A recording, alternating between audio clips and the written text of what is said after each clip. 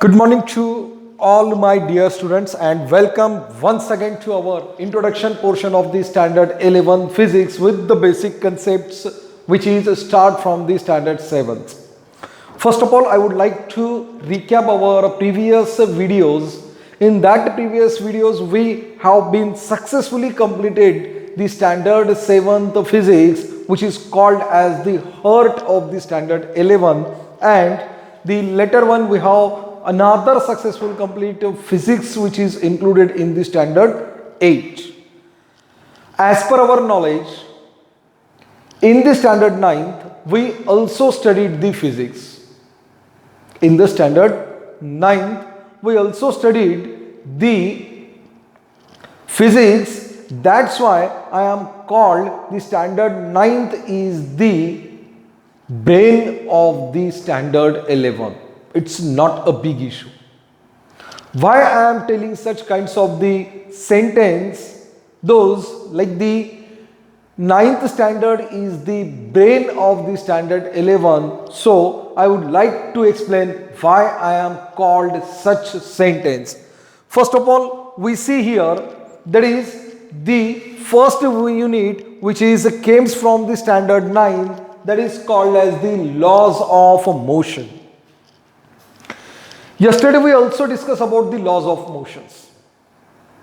In that laws of motion, we just introduced the great scientist, that is the father of physics, called the Newton, and the great inventions related with the laws of motion, that is called as the Newton's first law of motion.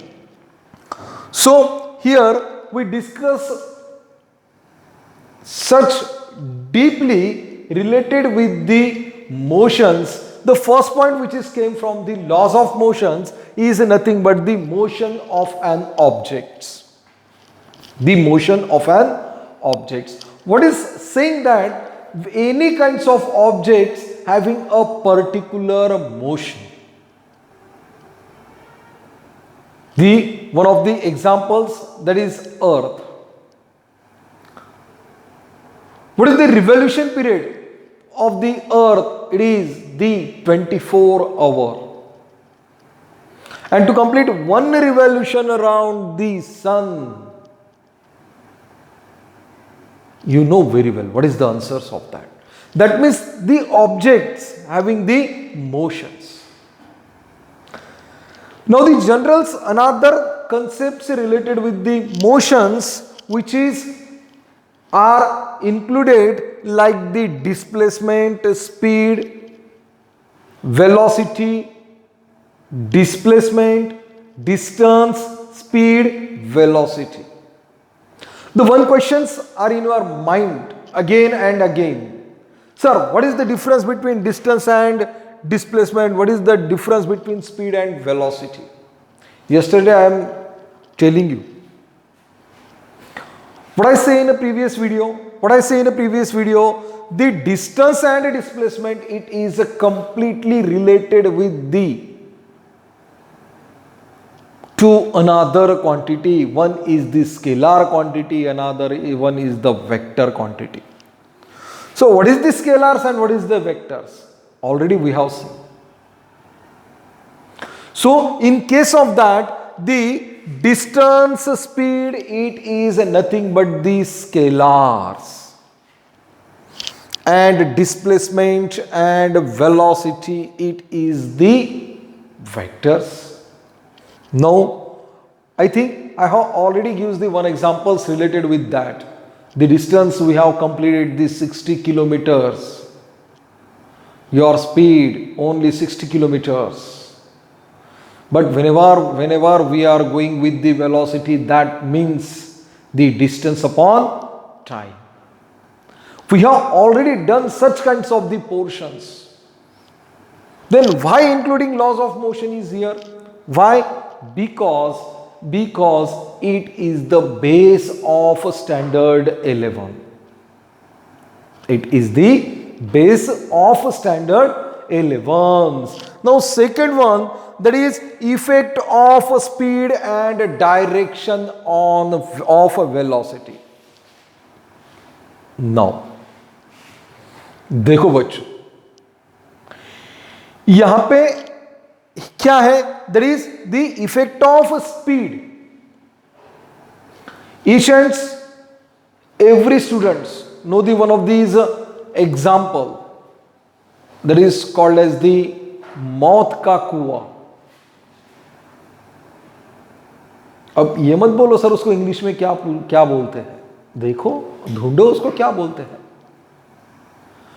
मौत का कुआं जो होता है उसके अंदर क्या होता है? One of these circles, the bottom sides is the narrower than the upper sides. नीचे की रेडियस कम होती है, फिर ऊपर वो रेडियस बढ़ते बढ़ते बढ़ते बढ़ते जाती है. क्या होता है वहां पे? एक बंदा कोई भी व्हीकल, बाइक हो या कोई फोर व्हीलर हो, उसके अंदर वो रोटेट करता है at the tail of the upper sides. नीचे नहीं आता, नीचे नहीं फिसलता, गिरता नहीं कि नीचे. Why? This is the effect of speed, direction of velocity. ऐसा कभी देखा है आपने कि मौत का कुआं है, वहां पे बंदा घूम रहा है, ऊपर से गिर गया नीचे, खेल खत्म? ऐसा नहीं होता है. Why? Because they maintain their proper speed. Speed कम नहीं करेगा, स्पीड बढ़ाएगा जरूर. स्पीड कम करेगा कब करेगा? जब वो डाउन साइड आएगा तब. अगर उसको ऊपर साइड जाना है, उसको घूमना है, ऊपर और ऊपर घूमना है उसको, तो क्या करेगा? स्पीड बढ़ाएगा या कम कराएगा? ऑब्वियसली बढ़ाएगा, कम नहीं करेगा. कम गिरेगा तो हॉस्पिटल में मिलेगा वो. सो it is the effect of speed. तो क्या है ये effect of speed? Effect of speed ये हो गया general examples. Now this scientific example, science के रिलेटेड एक एग्जांपल्स लेते हैं. द स्पीड ऑफ अर्थ कम हुई कभी? नहीं. बढ़ी कभी? नहीं. बढ़ने दो, क्या होगा? कम होने दो, क्या होगा? वही होगा जो इस पृथ्वी को नष्ट करने के लिए होगा. आपको पता है कि हर एक चीज की इफेक्टिव स्पीड्स होती है, एक प्रॉपरली वेलोसिटी होती है. उस स्पीड का उस पार्टिकल्स के ऊपर, उस मैटर के ऊपर क्या इफेक्ट होता है. देखो मैं भी जनरल पढ़ा रहा हूं, मैं स्टैंडर्ड 7 के सिर्फ पॉइंट एक्सप्लेन कर रहा हूं, उसके अंदर नहीं घुस रहा हूं. मैं उसके अंदर जाने में इंटरेस्ट नहीं है. मुझे इंटरेस्ट है सिर्फ as soon as possible standard 11 का units and measurement chapter start करना. इसकी वजह से ये आज हमें 9th और 10th का एक्सप्लेनेशन कंप्लीट करना है. और in the next video we are going to start the standard 11th first chapter units and measurements. ये क्यों हो रहा है? ये इसलिए हो रहा है कि कुछ आपके दिमाग में जो पहले से है उसको थोड़ा सा बाहर लाना है. आप लोगों को पता चलना चाहिए कि ये हम लोगों ने कहीं ना कहीं पढ़ा था, याद आना चाहिए. That's why I am going to teaching from the standard 7. So next one, that is uniform and non-uniform motion. Linear ले लो, circular ले लो, कुछ भी ले लो भैया, motion ही तो पढ़ना है. But these are the difference, linear motion and circular motion. वो बाद में देखते हैं. First of all we see uniform and non-uniform. तो सबसे पहले क्या करते हैं हम लोग? What is the meaning of the uniform? What is the meaning of uniform and what is the meaning of a non-uniform? We know very well. Whenever we are going at the school, going to the school, school में आप लोग सब जाते हो, you have to wear a uniform. देखो school जा रहे हो, कोई भी स्कूल पकड़ लो, एक स्कूल का यूनिफॉर्म सब स्टैंडर्ड का सेम ही होगा। What is the meaning of uniform then? तो यूनिफॉर्म का मीनिंग क्या होता है? यूनिफॉर्म का मीनिंग होता है एक जैसा। नॉन यूनिफॉर्म का मतलब क्या होता है? एक जैसा होता है? नहीं, नॉन, नॉन आ गया, खत्म हो गया वहां पे। तो यूनिफॉर्म मोशन कैसा होगा, नॉन यूनिफॉर्म मोशन कैसा होगा, वो देखना है। आफ्टर दैट दी एक्सलरेशन, देखो एक्सलरेशन फिर से आ गया, छोड़ नहीं रहा है आपको। कल भी था, कल भी हमने गाड़ी का स्पीड बढ़ाया था, एक्सलरेट किया था, वही एक्सलरेशन है। But here the accelerations having the much more concepts. Linear acceleration है, एक्सलरेशन ड्यू टू ग्रेविटी है, वो सब आएगा। After that the circular motion, देखो बच्चों इसको गौर से देखो, circular motion, uniform circular motions. आपके 12th का पहला chapter, 12th standard 12th first chapter, circular motion, standard 12th कहां पे स्टार्ट हुआ? स्टैंडर्ड 9th में। That's why I am called as the brain. That's why I am called as the brain. What is the circular motion? The motion of a particle performing circles, circumference of the circles. Circular motion, motion हो रहा है, circle के circumference में motion हो रहा है, that is called as the circular motions. Uniform circular motion, circular motion अगर uniform में है, कांस्टेंट है, that is called as the uniform circular motion. यहां पे पढ़ लिया, 12वीं में क्या करना है? सिर्फ याद करना है उसको, और उसके कंसेप्ट्स पढ़ना है, आगे क्या क्या है।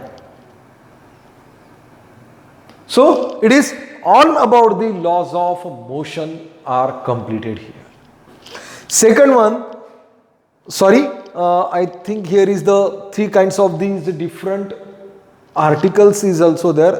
The Newton's law of motions, we have already completed Newton's first law, second law, third law.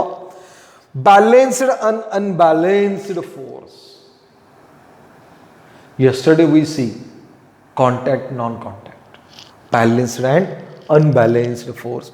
And last one of the important, that is the momentum. ये आखिर तक आपके साथ चलेगा मोमेंटम। कहीं पर भी चले जाओ, इंजीनियरिंग में गए जाओगे तो ये ज्यादा काम आएगा, मेडिकल में भी आएगा। मोमेंटम क्या है? ये एक रिलेशंस बताता है आपको, मास के रिलेटेड रिलेशंस बताता है। छोड़ो, वो आगे बहुत कुछ हमें देखना है, आज इतना नहीं देखना है उसको। So next one, that is work and energy. We have already completed work, force, energy in the previous video, but here the some of the new articles are included, that is the force applied of an object causes displacement of the objects. देखो both are the nearly equal है ये। What is this? That is force applied. Work कब होता है? जब तक उसको आप फोर्स अप्लाई नहीं करोगे। कोई भी फोर्स ले लो, मैकेनिकल फोर्स ले लो, इलेक्ट्रिकल फोर्स ले लो, कौन सा भी फोर्स ले लो, जब तक आप उसको कुछ फोर्स अप्लाई नहीं करोगे तब तक वर्क होगा क्या? नहीं होगा। आपको किसी चीज को उठा के कहीं और रखना है, माना कि ये पेन है, we want to displace this pen from this place to another place, और मैंने ऐसा ही इसको कह दिया, पेन तुम उधर जाके बैठ जाओ, उधर जाओ, वो प्लेस पे जाओ, जाएगा? वो नहीं जाएगा। इसको मुझे उठा के रखना पड़ेगा किसी और जगह पे। That means what we apply, I am applying the force of on that pen. After that the work has been completed. तो आप बोलोगे सर एक बच्चा है, उसको मैंने बोला तू यहां से उठ जा और कहीं और बैठ जा, यहाँ पे वर्क का हुआ ना? उसने खुद को जगहों से उठने के लिए और कुछ डिस्प्लेसमेंट जाने के लिए, कुछ डिस्टेंस कवर करने के लिए क्या लगाया? फोर्स ही तो लगाया है।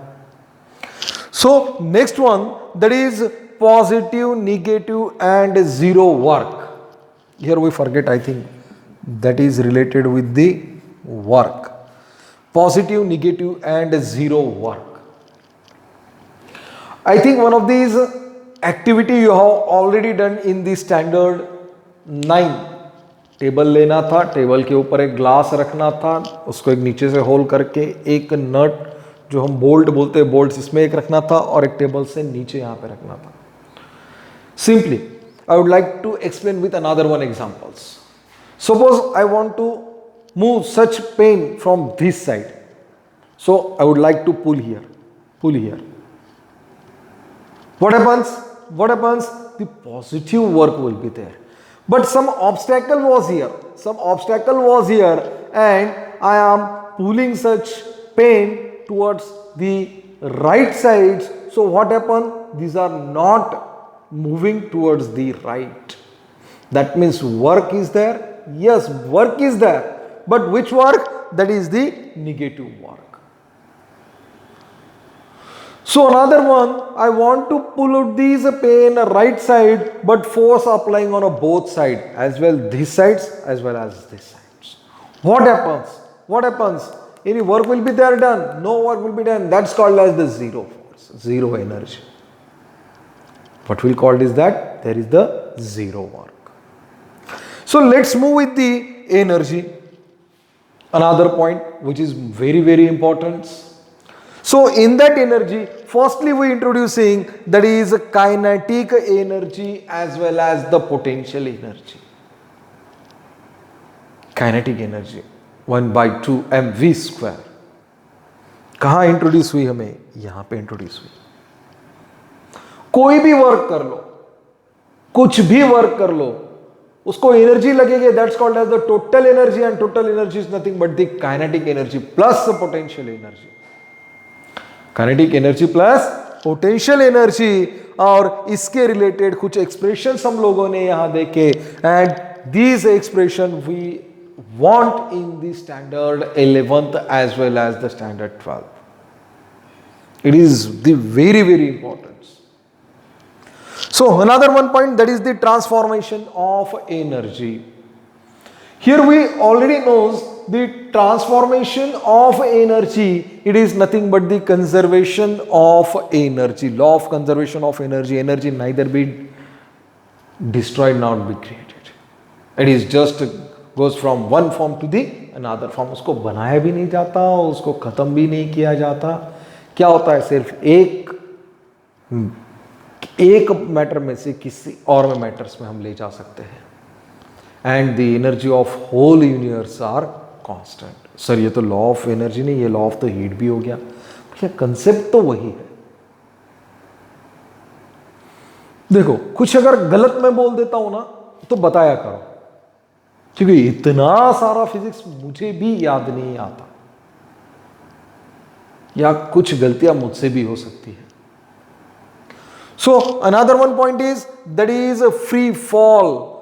Another one that is the power. और पावर का सिर्फ यहां पे क्या है आपको इंट्रोडक्शन है. देखो ये जो तीन क्वांटिटी आप लोगों ने यहां पे देखी है, work, energy, power, these are completed correlated with each others. They are just brothers to each other. एक दूसरे के भाई है, एक दूसरे के अलावा इनसे कुछ भी नहीं होता. हर एक की डेफिनेशन दूसरे के रिलेटेड है. So the next one that is the chapter which is comes from the standard 9th related with the physics, that is called as the current electricity. Sir अब तो हम पागल हो गए, सर पूरे पागल हो गए. 7वीं कक्षा में इलेक्ट्रिसिटी आया, 8वीं कक्षा में इलेक्ट्रिसिटी आया, 9वीं कक्षा में इलेक्ट्रिसिटी आया. सर अब आगे मत बोलो कि 10वीं कक्षा में भी आएगा, 11वीं कक्षा में भी आएगा और 12वीं कक्षा में भी आएगा. जरूर आएगा, इसको आना ही पड़ेगा. क्यों आना पड़ेगा?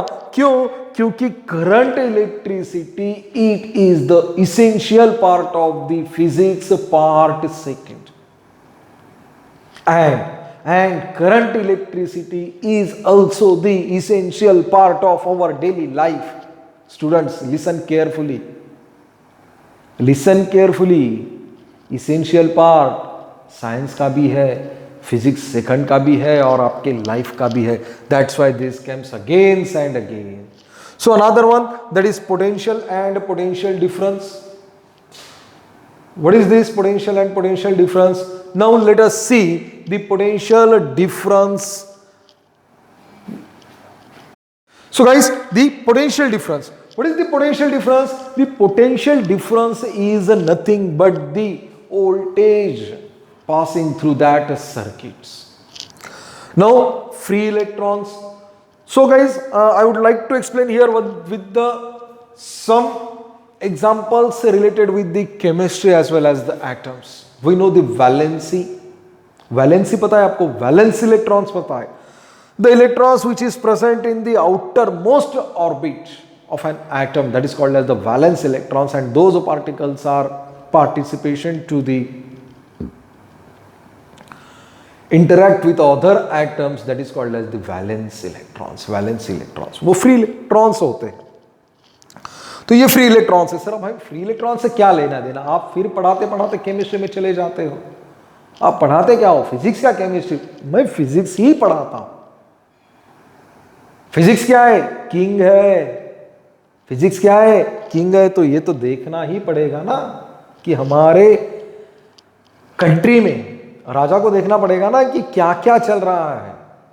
देखो फ्री इलेक्ट्रॉन्स आ गए, केमिस्ट्री आ गया. Another one that is current following through the, following नहीं होगा यहाँ पे, flowing through a wire होगा. Current flowing through a wire. Wire के अंदर करंट कैसा जाता है? एक डायग्राम आप मुझे यहाँ पे जगह नहीं है तो आई विल ट्राई हियर. आप लोगों को एक डायग्राम गई होगी सच लाइक ऑफ दैट. ये वायर, यहाँ पे कुछ इलेक्ट्रॉन्स है ऐसे, बराबर है. ये कहीं पे भी इसका डायरेक्शन है, रैंडम डायरेक्शन है इसका, ऐसा रैंडम डायरेक्शन है.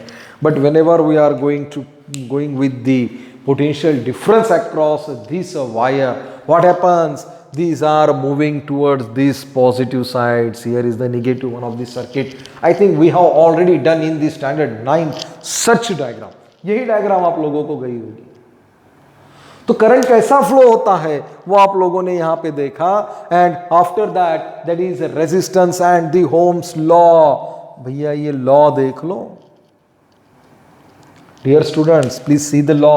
बच्चों ये लॉ देखो, Ohm's law, that is I is directly proportional to V. What is the I? Current. What is the V?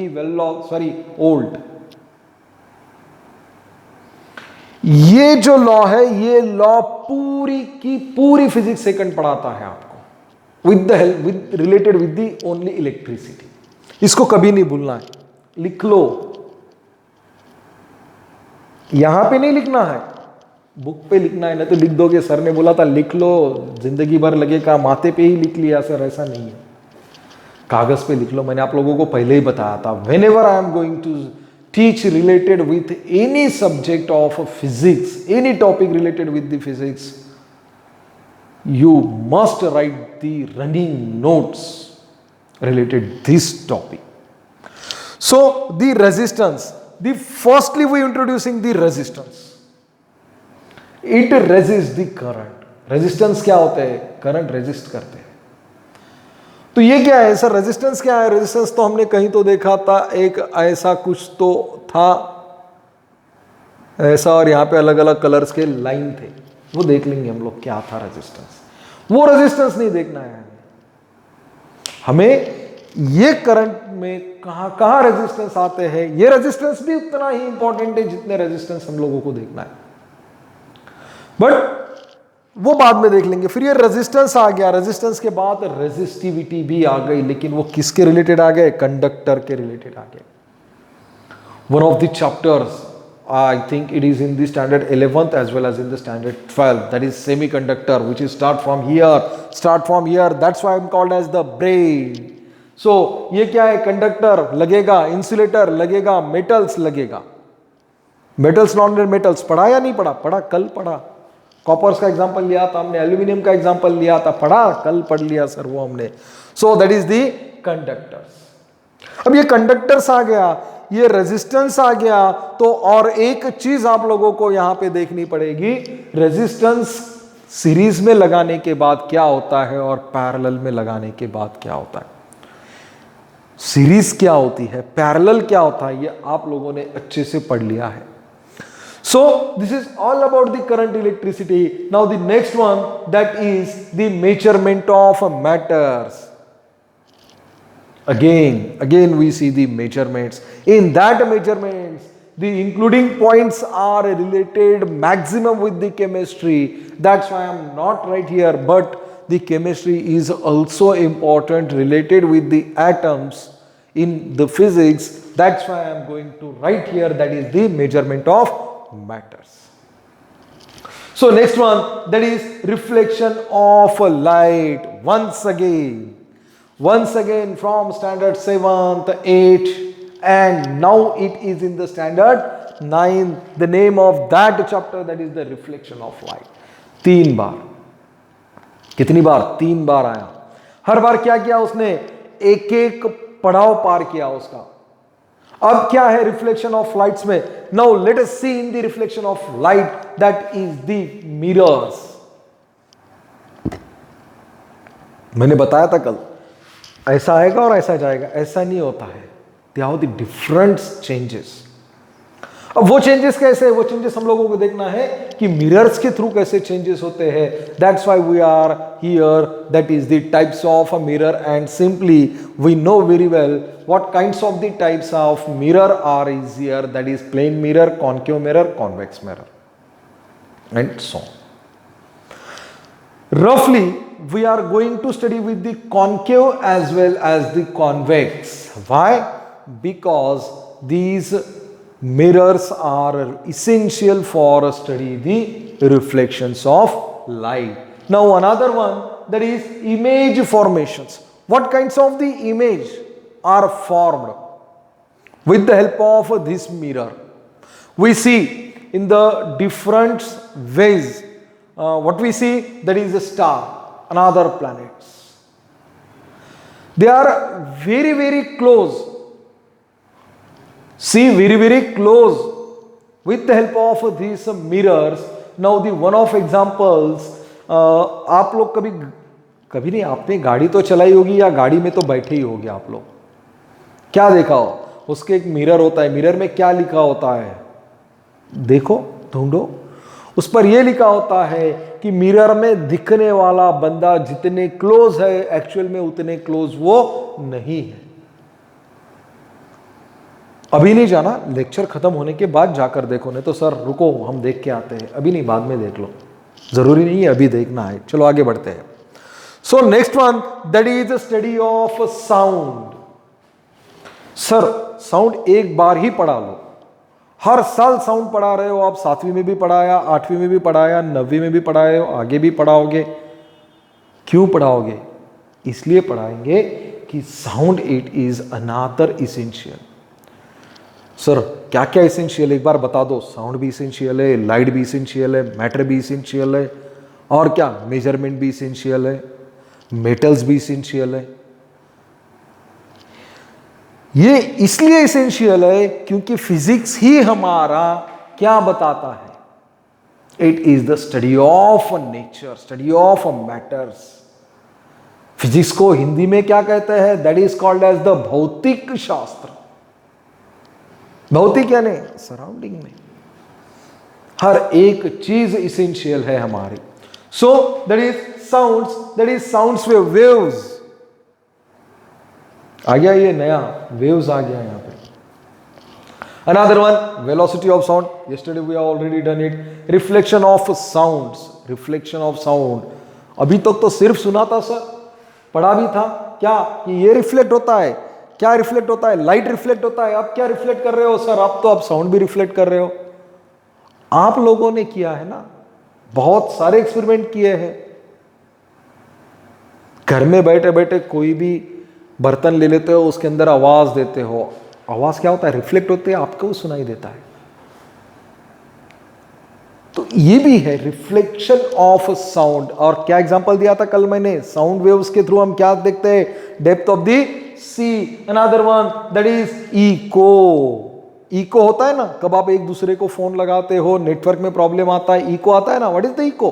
खुद का साउंड खुद को ही सुनाई देता है, इको होता है, क्लियर से नहीं सुनाई देता है, that is called as the echo. But ये echo system is very essential, बहुत इंपॉर्टेंट है हमारे लिए। अनदर वन सोनार, ये तो पढ़ा ही दिया मैंने, ये तो ऑलरेडी आपको पढ़ा दिया है। सोनोग्राफी, अब सर फिर बायोलॉजी, ये सोनोग्राफी बायोलॉजी में आता है ना?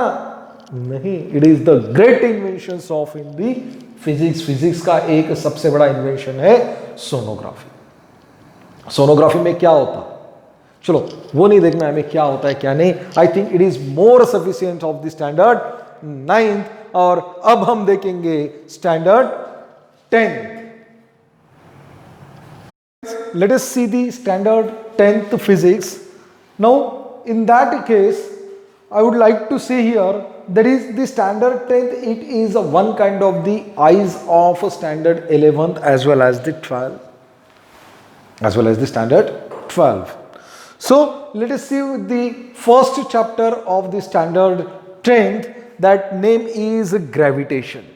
That name is gravitations. And I told you here, the name of standard 12th second chapter is also the gravitation. So first of all, what is the gravitation? Gravitation क्या है? Gravitation हमें सिर्फ एक बात पता है कि कोई साइंटिस्ट थे न्यूटन, उन्होंने वो ग्रेविटेशनल लॉ निकाला। पेड़ के नीचे बैठे थे, एप्पल के पेड़ के नीचे बैठे थे, ऊपर से एप्पल उनके सर पे गिरा और उन्होंने इन्वेंट किया ये law, that is gravitational law. इतना ही पता है, ये इतना सा नहीं है। The big world are involve in the gravitation. ये छोटा नहीं है ग्रेविटेशन, इस ग्रेविटेशन में पूरी दुनिया समाई हुई है। आप जमीन पे चलते हो, इट इज द ग्रेविटेशन। कोई भी चीज ऊपर फेंक दो, फिर वापस जमीन पे आती है, ग्रेविटेशन। इतना ही पता है, never. Earth revolving around the circular orbit in a sun, या सर्कुलर ऑर्बिट नहीं, वो अलग ऑर्बिट है, लेकिन मानो, पकड़ लो, समझ लो, जैसे कि हम लोग समझते हैं ना पृथ्वी कैसी है, पृथ्वी गोल है, उसी तरह ये जो पृथ्वी है वो रिवॉल्व हो रही है सन के around, it is one kind of the gravitational. यहां पे अलग है, वहां पे अलग है, लेकिन कंसेप्ट क्या है? कंसेप्ट तो ग्रेविटेशन ही है। Centre of the atoms, that is called as the nucleus, and the electrons are revolving around these nucleus. क्या है? One kind of the gravitation. आते क्या पास में? नहीं आते, स्पेसिफिक डिस्टेंस पे रहते हैं। ये क्या है? ये कंसेप्ट्स वहां से आई हुई है, that is called as the gravitation. So let us start with the gravitation. The first one I am also explain the force and motions. इसके ऊपर तो पूरा चैप्टर देख लिया, फिर जाना है क्या? नहीं जाना है, अब नहीं जाना है। What is this here? That is circular motion and centripetal force. देखो स्टेप बाय स्टेप बढ़ रहे। लास्ट इसमें क्या था? सिर्फ सर्कुलर मोशन था, अब क्या आ गया? सेंट्रीपिटल फोर्स आ गया, the force which is directed toward the centres, towards the centres. देखो मानो, पकड़ लो, यहां पे एक गाड़ी है, गाड़ी ये ऐसे डायरेक्शन से जा रही है, ये रास्ता, ये जो रास्ता है, ये रास्ता ऐसा बना हुआ है, ऐसा कर्वेचर। ये गाड़ी आप चला रहे हो, आती है ना गाड़ी? हाँ, आप लोग गाड़ी चला रहे हो, गाड़ी चलाते टाइम आपका डायरेक्शन कहां रहेगा? Towards the centres, towards the centres. उसी को तो सेंट्रीपिटल फोर्स कहते हैं। देखो स्टूडेंट्स, बड़े बड़े एग्जाम्पल देने से, बड़ी बड़ी बातें करने से फिजिक्स समझ में नहीं आएगा। फिजिक्स समझ में तभी आएगा जब आप उसको खुद को महसूस करो, खुद के रिलेटेड एग्जाम्पल्स लो, तभी फिजिक्स आएगा। तो देख लो, गाड़ी आप चला रहे हो, आपका डायरेक्शन कहाँ है? Towards the centre. कभी कभी तो गिरे भी होगे आप लोग, घुटना फूट भी गया होगा स्टंट करते टाइम, यहां से ऐसी फास्ट गाड़ी लाते टाइम। गाड़ी फास्ट लानी है क्या? नहीं है। स्पीड कैसी रखनी है? कांस्टेंट है। कहां पढ़ा? स्टैंडर्ड 9th में पढ़ा था, इफेक्ट ऑफ स्पीड, अभी अभी पढ़ा था। 5 मिनट भी नहीं हुए सर, आप ही ने तो पढ़ाया था। अगर वो सही टाइम पे पढ़ते, सही टाइम पे याद रखते, तो यहाँ पे आप स्लीप नहीं होते। तो इसलिए बोलता हूं पढ़ाई क्या है, पढ़ाई जीने का एक तरीका है, दूसरा कुछ नहीं है। उसको पकड़ लो, लाइफ बन जाएगी। चलो आते हैं सेंट्रीपिटल फोर्स के ऊपर। गिरते गिरते बच गए थे आप, याद करो यही था सेंट्रीपिटल फोर्स, आपका direction toward to the centres. या गाड़ी का था, आपका भी इधर होता तो जरूर बहुत तेजी से गिरते। आप गाड़ी को संवारने की कोशिश कर रहे थे, ज्यादा फोर्स इस साइड नहीं दे रहे थे। ये था सेंट्रीपिटल फोर्स। फिर क्या था, फिर क्या आया, केपलर्स लॉ। ये क्या है, Kepler's law of planetary motion. 3 law है उसके अंदर, 3 लॉ है, and it is completely related with the our solar system. सूरज, जुपिटर, अर्थ उसके रिलेटेड है।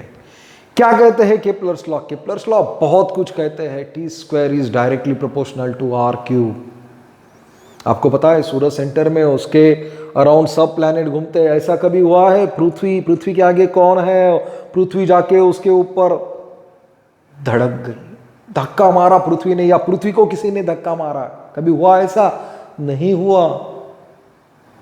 नहीं, पृथ्वी की स्पीड अचानक बढ़ गई इसलिए वो आगे के प्लैनेट के ऊपर जाके टकराया। ऐसा कभी नहीं हुआ।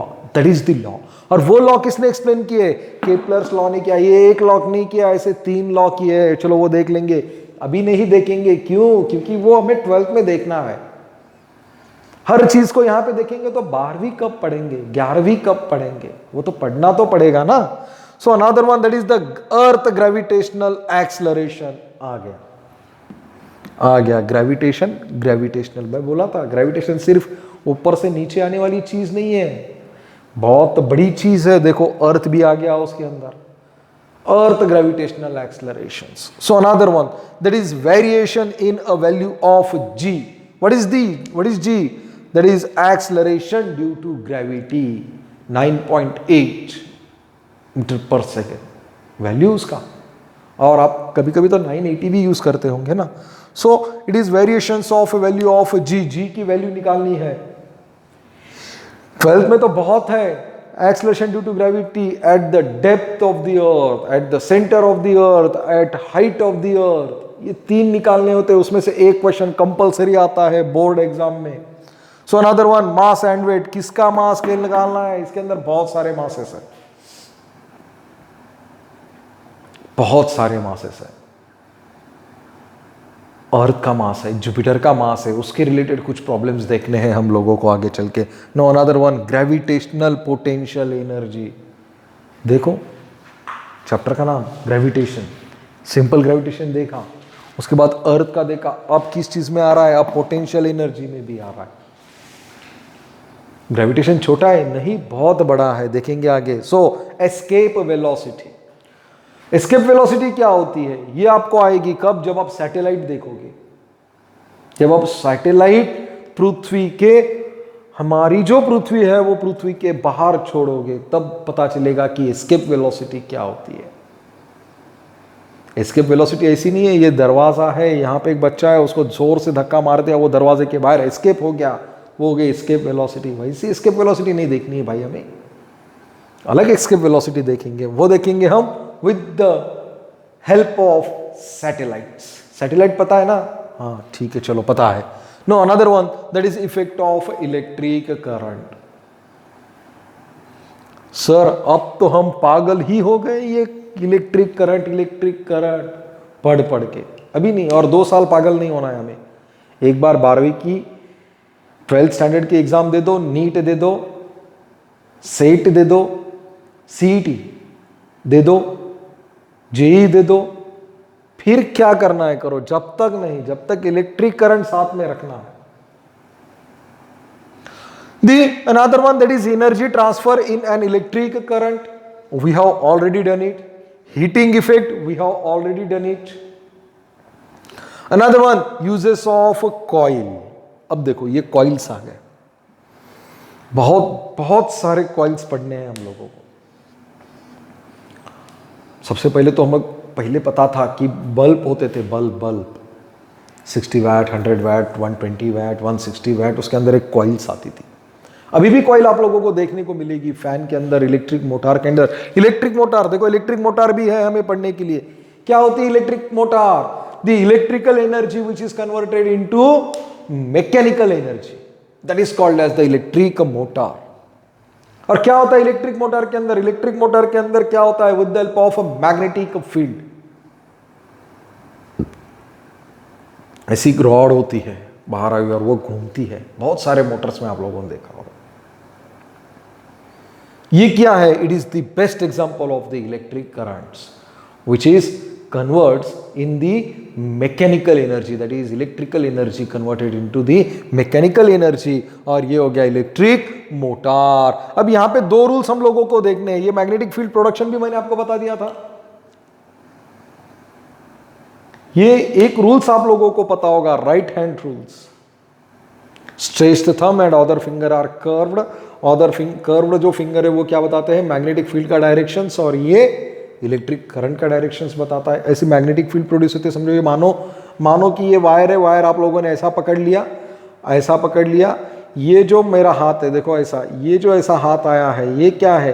ये this curved finger shows the magnetic field, direction of magnetic field, and my thumb represent the directions of electric current. So ये अब देखो दो रूल्स यहां पे आ रहे हैं, एक फ्लेमिंग्स लेफ्ट हैंड रूल और another one is the Fleming's right hand rule. ये रूल्स है, ऐसे कहते हैं हम उसको, राइट हैंड, लेफ्ट हैंड। अब ये जो रूल्स है, ये रूल्स मैंने सिंपली कुछ यहां पे simple diagram for our ease convenience, यहां पे मैंने थंब हाथ वगैरह उतारा नहीं है। यहां पे मुझे बायोलॉजी में नहीं जाना, ये डायग्राम वगैरह नहीं उतारना यहां पे। ये देखो, अब ये लेफ्ट हैंड रूल में ये जो थंब है आपका, थंब क्या बताएगा? फोर्स ऑन कंडक्टर्स, कंडक्टर के ऊपर के कंडक्शंस के ऊपर का फोर्स बताएगा। ये वाला फिंगर क्या बताएगा? Direction of magnetic field. ये वाला फिंगर क्या बताएगा? Middle finger, direction of current in the left hand side. Similarly right hand rule क्या देखा था आप लोगों ने? राइट हैंड रूल कैसा था? देखो ऐसा था। ये क्या था? That is motion of conductions. ये क्या था? Direction of magnetic field. और ये क्या था? डायरेक्शन ऑफ इंड्यूस्ड ईएमएफ और इंड्यूस्ड करंट। ये रूल्स आप लोगों ने रट के याद किया, पक्का रट्टा मारा होगा आप लोगों ने, इसलिए आप लोगों को इतना याद नहीं आता है। लेकिन जब हम ये रूल पढ़ेंगे, हम लोगों को भी पढ़ना है ये रूल, तब मैं आपको बताऊंगा कि इसको ध्यान में कैसा रखा जाता है, इतना इजी कैसे है ये। क्योंकि हम लोगों के पास ट्रिक्स बहुत है, हम पढ़ेंगे ही ट्रिक्स को लेकर, ज्यादा दिमाग नहीं लगाएंगे, दिमाग में ज्यादा घुसाएंगे मगर दिमाग ज्यादा नहीं लगाएंगे हम लोग। इजी, जितना फटाफट फिजिक्स होगा उतना इजी होगा हमारा। सो let us move another one, that is the electric generator, and before that is AC and DC. अब ये फैराडेज लॉ है, वो सोलेनॉइड के रिलेटेड बताया गया था, तो वो नहीं, हमें यहाँ पे नहीं देखना। AC DC, alternative current and direct current, इसके बारे में बहुत सारे बच्चों को कंफ्यूजन होता है। बहुत सारे बच्चों को, सर एसी क्या होता है, डीसी क्या होता है? एसी वो वाला नहीं जो घर में ठंडी हवा देता है, that is called as the air conditioner, वो एसी नहीं है, वो एसी अलग है। ये AC that is alternating current and direct current. ये क्या होता है ये भी देखेंगे। आपके पास बहुत सारे एसी इंस्ट्रूमेंट है as well as DC instrument है। घर में क्या आता है ढूंढो, याद करो, मुझे कमेंट्स करके बता दो कि घर में आपके एसी आता है या डीसी आता है, ये मुझे जरूर बता देना। और एसी आता है तो कितना आता है, या डीसी आता है तो कितने वोल्ट से आता है, और कौन कौन से इंस्ट्रूमेंट देखते हैं आप लोगों को सच में ये एसी और डीसी आता है या नहीं आता है। आपके कमेंट्स का वेट करूंगा मैं। चलो बच्चों नेक्स्ट देखते हैं, हीट। फिर से हीट, अरे क्या लगा रखा है, हीट, एनर्जी, वर्क, फोर्स, कब तक पढ़ेंगे ये पढ़ना है आखिर तक। मरने के बाद भी हीट ही देते हैं, जला देते हैं, छोड़ेगा नहीं हीट आखिरी दम तक। सो देखो यहाँ पे यूनिट ऑफ हीट, देखो यहाँ पे हीट का यूनिट का इंट्रोडक्शन आया है। और स्टैंडर्ड 11 का फर्स्ट चैप्टर क्या नाम है? That is the unit of measurement, unit and measurements. पास आ रहे थोड़े, ऐसा ही नहीं बोलता मैं, 10th is the eyes of the standard 11th as well as standard 12th। आंखें है आंखें, स्टैंडर्ड 10 किसकी आंखें है? 11th एंड 12th की। नाउ द नेक्स्ट वन, सो ये छोड़ देते हैं, चलो देख लिया इसको, बहुत बार देख लिया। अब क्या देखेंगे? अब नया टॉपिक देखेंगे, that is refraction of light. सुकून मिला थोड़ा सा। रिफ्लेक्शन रिफ्लेक्शन रिफ्लेक्शन पक गए थे सर, अब ठीक है, अब क्या पढ़ा रहे हो? रिफ्रैक्शन। रिफ्रैक्शन क्या होता है? ऐसी रेज आई, वापस गई क्या? नहीं गई, वो अंदर गई, डायरेक्ट अंदर गई क्या? नहीं, जो भी सरफेस से गई, जो भी सरफेस से टकरा के वो अंदर गई, वहां पे जाने के बाद भी उसका एंगल क्या होगा? चेंज होगा। वो हमें देखना है, that is the refractions of light and related with the laws of refractions. Dispersions of light, light का डिस्पर्शन कैसा हुआ? बहुत बार हम लोगों ने देखा, देखो एक सिंपल एग्जांपल आपको बताता हूं मैं। यहां पे बहुत सारे फोटोज देखे होंगे या खुद ने देखा होगा, एक नदी है, घूमने नहीं जाना है हमें, एग्जांपल बता रहा हूं मैं। वहां पे नहीं तो बोलेंगे सर पिकनिक को ले जा रहे हैं, पिकनिक नहीं, नदी है, नदी के साइड में एक पेड़ लगा हुआ है। नदी के साइड में क्या है? एक पेड़ है। बहुत बार हमें क्या दिखती है? वो पेड़ की एज सेम एज इमेज कहां दिखती है? हमें पानी में दिखती है। ये किसका एग्जांपल है? रिफ्लेक्शन का है या रिफ्रैक्शन का? आप ही बता दो, छोड़ो, चलो मैं आगे बढ़ता हूं। So another one, that is partial and total internal refractions. देखो ये भी इंपॉर्टेंट है, partial refractions and total internal refraction. Partial refraction हुआ क्या या टोटल रिफ्रैक्शन क्या? बहुत सारे मेटल्स ऐसे हैं, कांच ही ले लो, glass, any of these light are bombarding or collides on these glass, some of rays are refracted and some of rays are reflected, that is called as the partial। वो भी देखना है, कहां देखना है? यहां पे देखना है। After that we are going to our last topic, that is the lenses. क्या देखना है? Lenses, types of lenses. Glasses के जो टाइप्स देखे वही convex lens, concave lens. Lenses, चश्मा, पता है ना आपको, स्पेक बोलते हो आप उसको, स्पेक। देखो बुजुर्ग लोग जो होते हैं 40, 45, उसके बाद वाले जो लोग होते हैं, उन लोगों को 2 स्पेक होते हैं, एक पास का देखने के लिए, एक दूर का देखने के लिए। या कुछ कुछ स्पेक ऐसे होते हैं, अगर नीचे से देखो उसके तो पास का दिखता है, ऊपर से देखो तो दूर का दिखता है। It is the lenses, concave lenses, convex lenses. So another one, there is a magnificence or magnified lens. Also we know that is the magnified lens. Marathi medium students, we know very well Surya Kats. That is the best example of the magnified lens and it is the best examples of the lenses. So combinations of lenses, I already told you, the spec, 2 glasses specs, seeing for the closers or seeing for the larger sides. These, and after that the uses of lenses. So guys, I think this is completely stopped. We want to stop here to introduction part of the our 11th science physics. So guys, thank you so much. Enjoy our lectures and have a nice day.